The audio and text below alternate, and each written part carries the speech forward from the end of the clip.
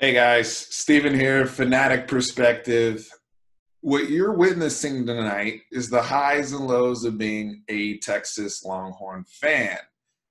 I made a video, I guess, an hour ago, and as I'm posting the video, we get the Jalen Milroe decommitment slash commitment to Alabama news as Nick Saban has successfully flipped him, and the Alabama Crimson Tide has set up shop in our recruiting territory. But we knew, those of us who have followed that recruitment, we've known they've been right there from jump, even before Mr. Milroe committed to the University of Texas. But this path we've traveled this offseason has been unbelievable, and I'm prepared for anything at this point. My tolerance for it all is yeah. What else can you say? What else can you say? Now, on the back of the Quinn Ewers commitment on Friday, and when you have not just the number one quarterback in the 2022 class, but the number one player overall in the country, and somebody who has a perfect composite score on 24/7 Sports and is mentioned in the same tier, the same breath as a guy like a Trevor Lawrence, it is going to have dominoes in the college football realm, period. And it's going to be positive for the school that said player commits to. And other guys who are at that same position are going to have to make decisions. And they're going to have to make decisions in their own best interest. And that also includes the quarterback room being the way it is. Because, look, just last year, we had a guy, beginning of the season or 2018, and Cameron Rising, who was here, who came in with Casey Thompson. Cameron Rising leaves and goes to Utah. We brought in two quarterbacks, and in the spirit of competition and development and how it works, with the quarterback position being what it is, and you can only really have one guy that's featured, you're going to have this type of churn, and that's definitely going to be expected with the caliber of player that Quinn Ewers is. Some guys have positional versatility. There's a lot of talk right now. Hudson, Jaquinton Jackson, who I'll get to in a second, that strong class that's here now. But also a guy the year before, Roschon Johnson, who moved to running back, did what was in the best interest of the team first, but also long-term in terms of his career at Texas, it's better for him to be on the field splitting carries with Bijan Robinson and Keontae Ingram than to be third or fourth place in the quarterback room. So overall, guys have to just, make long-term projections and figure out what's best for them if they want to play short-term or if they want to be at a school and compete. Jalen Milroe is not scared of competition. That's not the point. That's not the point, because he's going to Alabama where there's going to be a lot of competition and Bryce Young ahead of him. But you also have to be realistic. If I was a player, say in the whatever year that was, 2018 class, and I'm a Elite 11 guy, I'm really, really good, and I know, 2017 class, I'm really, really good, and I know that Trevor Lawrence is coming in behind me, there's levels to this. And as good as I am, and there's a lot of people that feel that with Jalen Milroe's development of his body and how good he was at Katie Tompkins last year, that he may warrant that fifth star, there's still levels to this.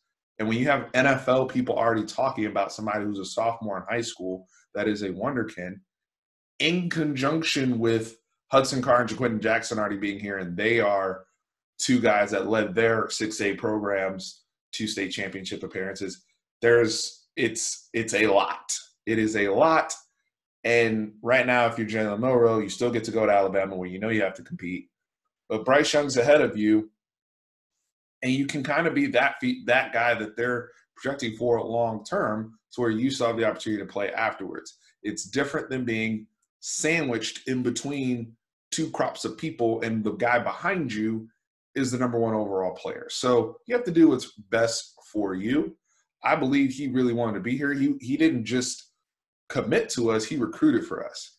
And that's real. And it's really just the situation of, this is business, right? This is just my immediate reaction and my thoughts coming off of it, saying, hey, I got to now record another video. But that's how the news has moved in this realm. And as we deal with COVID and anything that pops up, that's how we're going to have to react on this channel as fans. I wish Jalen Milroe nothing but the best. He is a tremendous young man, and it is a loss for Texas that needs to be filled for the standpoint of depth. If you're assuming that there could be another positional change or transfer, now the depth becomes a little shaky because Sam Ehlinger is going to graduate this year.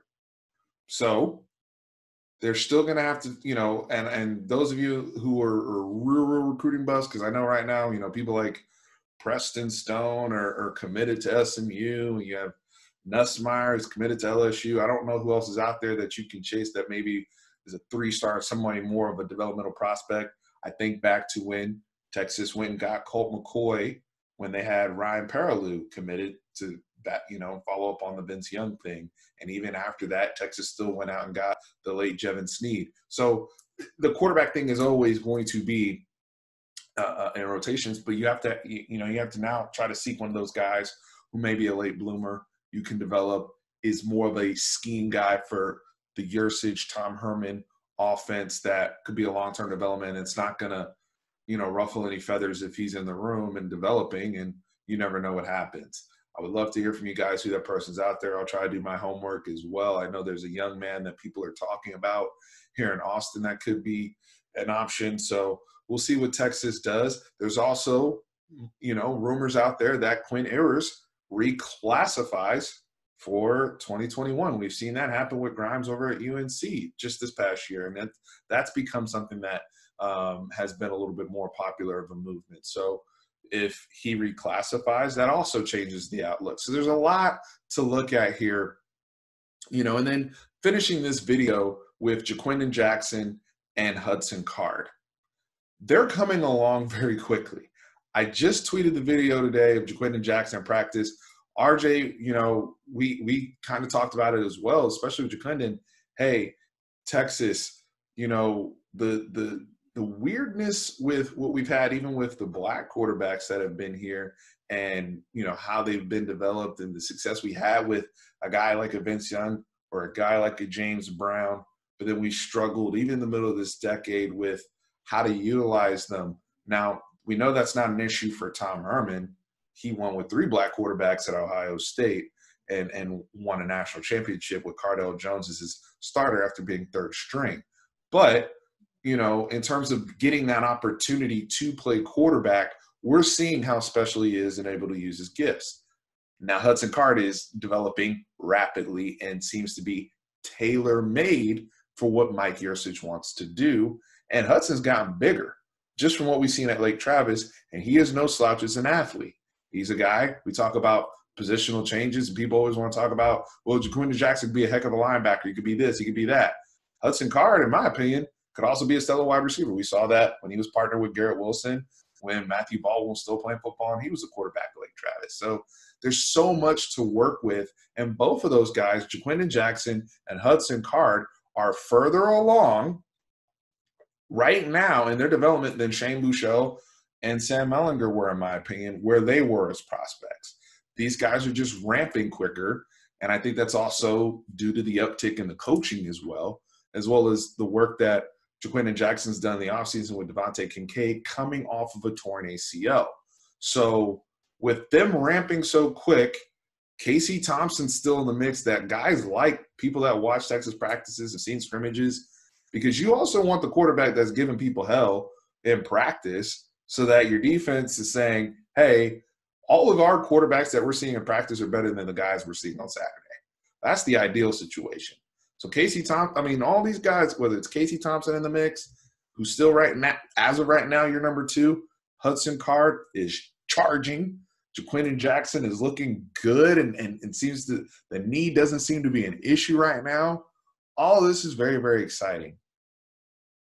Jalen Milroe, we wanted him to be a part of it and compete as well, but I totally get it.